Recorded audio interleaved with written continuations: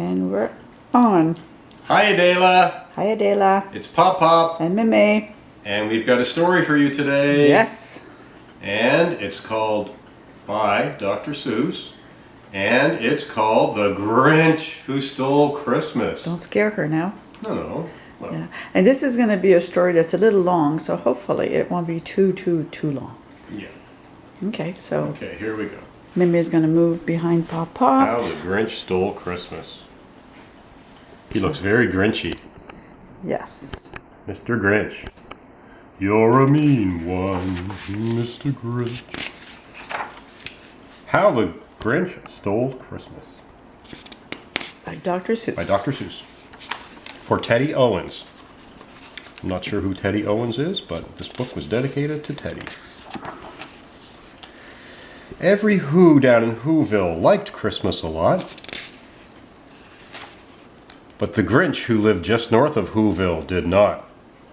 The Grinch hated Christmas, the whole Christmas season. Now please don't ask why, no one quite knows the reason.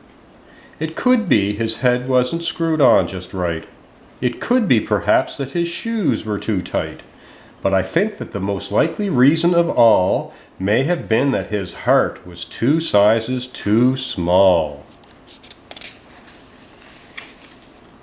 But whatever the reason, his heart or his shoes, he stood there on Christmas Eve, hating the Whos, staring down from his cave with a sour, grinchy frown at the warm lighted windows below in their town.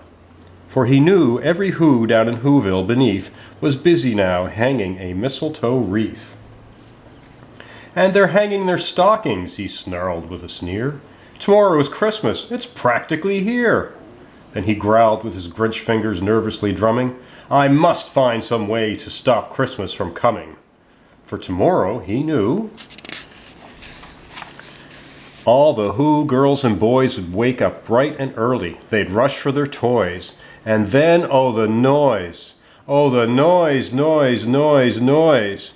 That's one thing he hated. The noise, noise, noise, noise. They're having fun. Then the Whos, young and old, would sit down to a feast, and they'd feast, and they'd feast, and they'd feast, feast, feast. They would feast on Who pudding and rare Who roast beast, which was something the Grinch couldn't stand in the least. See, they're all ready to eat. It's a lot of people at That's the table. a big table. And then they do something he liked least of all.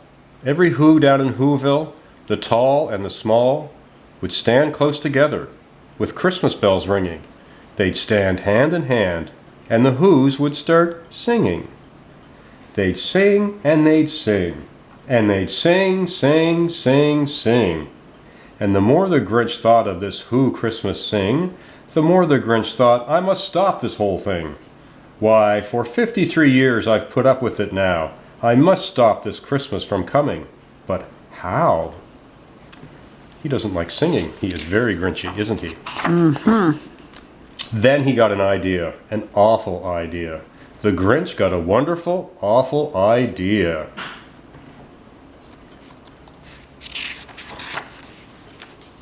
I know just what to do, the Grinch laughed in his throat, and he made a quick Santa Claus hat and a coat. And he chuckled and cluckled and clucked. What a great Grinchy trick! With this coat and this hat, I look just like Saint Nick. All I need is a reindeer, the Grinch looked around, but since reindeer are scarce, there was none to be found. Did that stop the old Grinch? No, the Grinch simply said, if I can't find a reindeer, I'll make one instead. So he called his dog Max, then he took some red thread, and he tied a big horn on the top of his head. Then he loaded some bags and some empty old sacks on a ramshackle sleigh he hitched up old Max. Then the Grinch said, Get up! And the sleigh started down, towards the homes where the Whos lay a snooze in their town.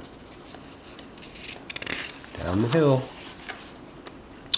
All their windows were dark, quiet, snow filled the air. All the Whos were all dreaming sweet dreams without care. When he came to the first little house on the square, "This is stop number 1," the old Grinchy Claus hissed. And he climbed to the roof, empty bags in his fist. Very interesting. Here we go. Then he slid down the chimney, a rather tight pinch. But if Santa could do it, then so could the Grinch. He got stuck only once, for a moment or two. Then he stuck his head out of the fireplace flue, where the little Who stockings all hung in a row. "These stockings," he grinned, "are the first things to go." Then he slithered and slunk, with a smile most unpleasant. Around the whole room he took every present. Pop guns and bicycles, roller skates, drums, checkerboards, tricycles, popcorn, and plums. And he stuffed them all in bags. Then the Grinch, very nimbly, stuffed all the bags, one by one, up the chimbley. It's kind of mean. Then he slunk to the icebox. He took the Who's feast. He took the Who pudding. He took the roast beast. He cleaned out that icebox as quick as a flash. Why, that Grinch even took their last can of Who hash. Wow, what a meanie. Then he stuffed all the food up the chimney with glee. "And now," grinned the Grinch, "I will stuff up the tree." And the Grinch grabbed the tree and he started to shove, when he heard a small sound like the coo of a dove. He turned around fast and he saw a small Who, little Cindy Lou Who was no more than 2. That's Adela's age. Just like Adela. The Grinch had been caught by this tiny Who daughter, who got out of bed for a cold cup of water. She stared at the Grinch and said, "Santa Claus, why? Why are you taking our Christmas tree? Why?" But you know, that old Grinch was so smart and so slick, he thought up a lie, and he thought it up quick. "Why, my sweet little tot," the fake Santa Claus lied, "there's a light on this tree that won't light on one side. So I'm taking it home to my workshop, my dear. I'll fix it up there, and I'll bring it back here." And his fib fooled the child. Then he patted her head, and he got her a drink, and he sent her to bed. And when Cindy Lou Who went to bed with her cup, he went to the chimney and he stuffed the tree up. Then the last thing he took was the log for their fire. Then he went up the chimney, himself, the old liar. On their walls he left nothing but hooks and some wire. And one speck of food that he left in the house was a crumb that was even too small for a mouse.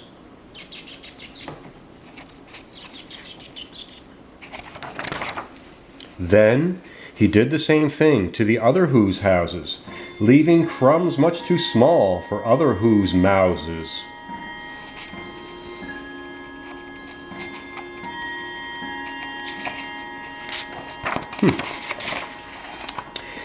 It was 1/4 dawn, all the Who's still abed, all the Who's still a snooze when he packed up his sled.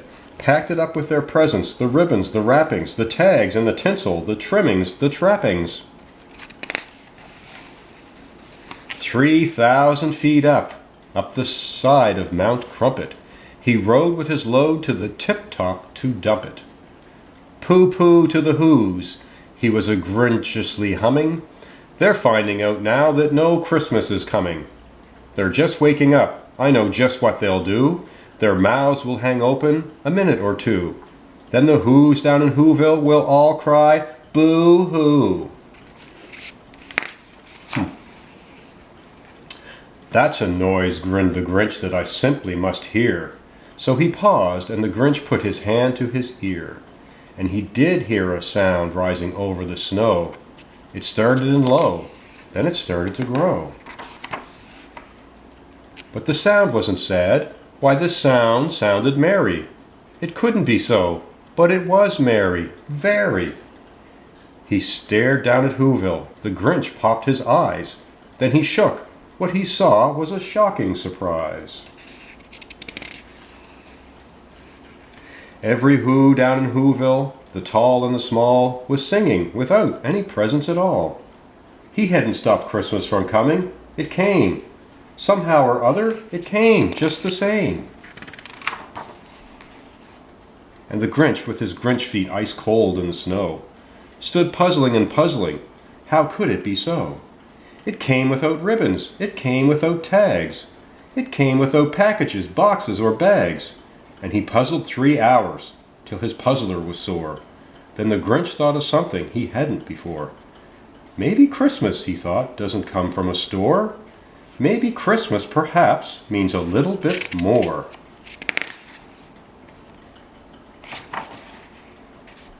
And what happened then?